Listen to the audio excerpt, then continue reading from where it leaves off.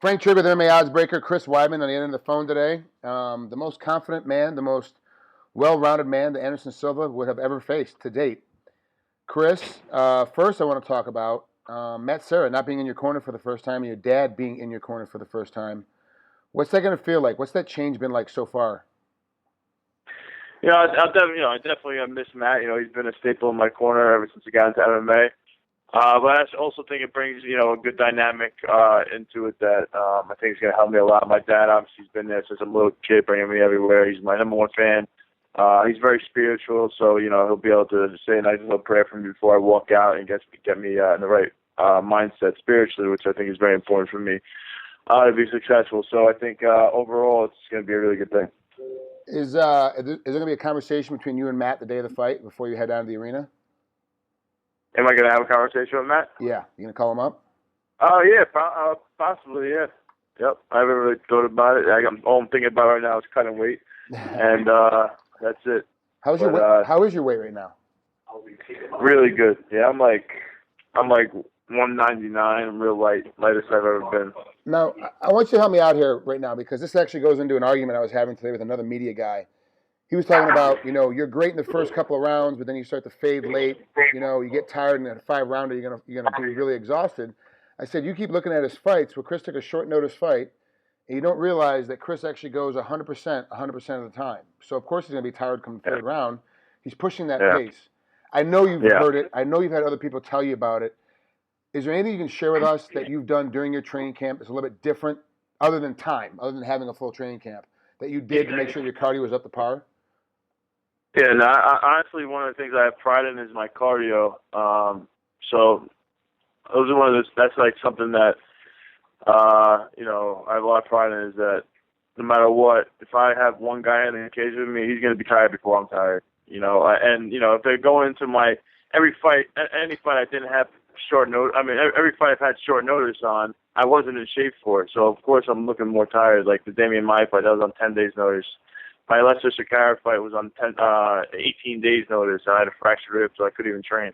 So it was like the worst possible situations for me, and so I wasn't able to display my cardio. But every fight I've had on full notice, I've had a finish, and I didn't show any slowing down or anything like that. I can't imagine the way that you train and how hard you go that you're ever 100% whenever you fight. There's always some kind of nagging injury. So the closest you can get is about 95%.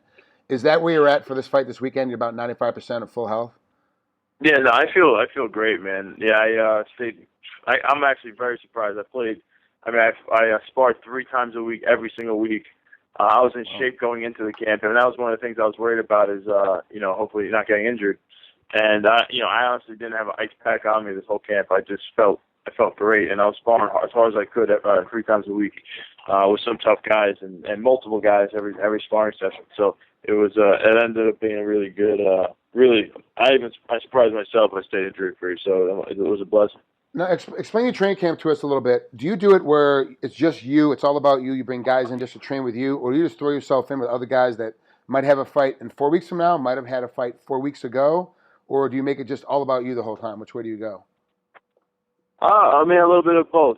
I think obviously this fight's pretty important, so most people around where it's not really what I decide to do, it's really what my coaches decide to do.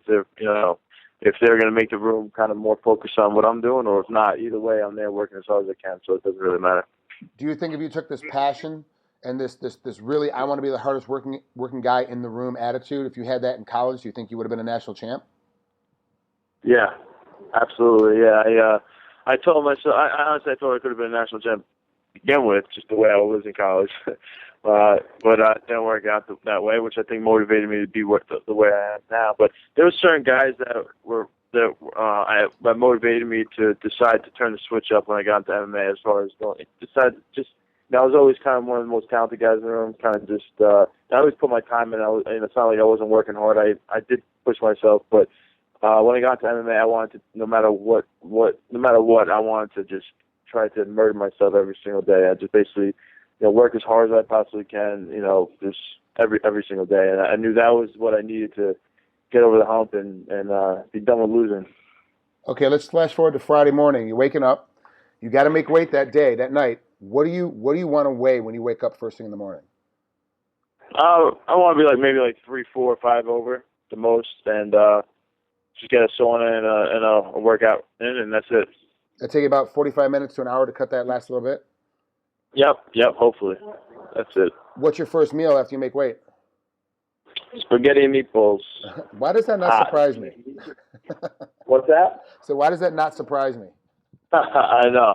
But you know what? This is actually, you know, I didn't even get that from like anybody from New York. I got that from like GSP because John Danaher is like a mad scientist, and he was like, studies have shown that spaghetti and meatballs while warm is extremely beneficial for after weigh-ins because I guess it weighs down your stomach. It's real heavy and carb heavy and whatnot, but if you have it warm, your stomach's all like shrunk up from cutting weight, and if you have it warm, it expands your stomach so you're able to expand and be able to eat and feel better. Yeah, and you can't have it hot because it's too hot and you can't eat it fast enough to get it in there, and you can't have it cold because it does nothing for you once it's in your stomach. It just makes you feel like you're full. So John, happy medium. Every time I come to New York, I try to catch up with John and go over to Henzo's and try to catch John up just to talk to him for 10 or 15 minutes about anything random at all, because I learn so much from him every time I talk to him. I pick up a whole new mindset and something different. What's the one thing during this camp that you picked up from John that you can share with us? I mean, the obvious is the technique and everything like that, but the unobvious is he brought in like a structure for this training camp I've never had. It made it really professional. You know, I think he's done a lot of that for GSP, and obviously I think GSP is known as being real professional and doing things the right way.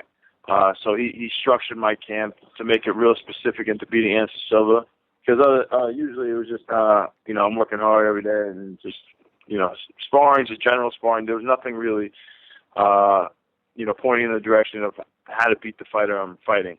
This camp was more specific, and yeah, everything was scheduled too. So I didn't have to just wake up in the morning and call Matt or Ray and be like, hey, let me work out this time or this time. It was like everything was scheduled. So I woke up in the morning, I already knew what I was doing. Well, this is the first time you've ever done that in all 9. You know, obviously you're 9-0 right now. This will be your 10th fight, and this is the first time you've ever done it. Yeah. Yep. Feels good. Wow, that's got to be a huge burden off of you, having a professional camp like this. Now, is this obviously first time I'm ever bringing anybody in too? We brought in a couple guys, and, so that was cool too. Okay, now you let's flash forward to Monday morning. You're back home. You're back in New York.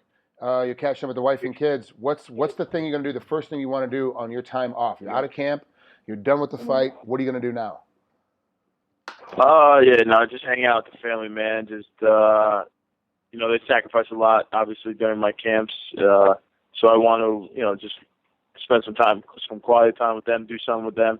I'm heading out to. I got a bunch of stuff planned. We got some weddings we got to go to. I got family reunion 2 weeks from Monday, and going to Hawaii for my brother-in-law's wedding, which is probably going to be my like little vacation. And so we got some things planned. But right after, just eat some good food and enjoy the family. That's really it. Good. Now, obviously your wife was like, as long as you don't come with black eyes, you're okay. Your dad's in your corner. Does he ever say, you know, as long as you come out okay? Like, what's his thing when your dad is there? What's he tell you that he doesn't want to see happen? No, he's just really supportive. There's nothing with that with my dad. He understands the sport. Actually, he's a big fan of the sport now, and so he's actually decently knowledgeable and doesn't put pressure on me like, oh, don't do that, don't do this, no, nothing like that. All right, last question. I'm gonna let you out of here, Chris. I know you're tired. I know you're trying to cut weight. There's about 17 or 18 professional fighters and a bunch of media guys, and I'm one of the media guys included, all picking you to win. Does any of that factor into you, or did any of that factor into your training to make you go a little bit harder? Did you even pay attention to any of the media press on it, or did you just kind of skip over it? No, I pay attention to, you know, all that stuff, all the fighters, all the media. You know, I'm on the forums. I'm lurking, is the term, I guess. But yeah. I'm not. It doesn't like affect me. I don't see it like. I don't feel like affect me or too much what other people are thinking. I think it's cool. You know, I think it's cool when people pick me. I'm like, all right, you know, I agree with you. I appreciate it. You know, anybody who believes in me. I'm just excited to prove them right and prove whoever the doubters wrong. That's it. You know, this fight is a life changer for me. So that's like the main thing. This is huge for me and my family. I'm just real excited to go out there and make the most of it. You know, and I'm gonna let you out of here after I tell you this. My advice to you, being an old fighter, when Bruce Buffer calls your name and says the new middleweight champion of the world, do exactly whatever you feel like you want to do right then. Don't hold anything back. Don't be anything different. Just be you. If you want to fall down and cry or grab your dad and pick him up and throw him around, just be you. Because that is going to be the best thing you'll ever have is when Bruce finally calls your name when you got that belt around your waist. It'll be the best Oh, thing man, yeah. I can't wait, man.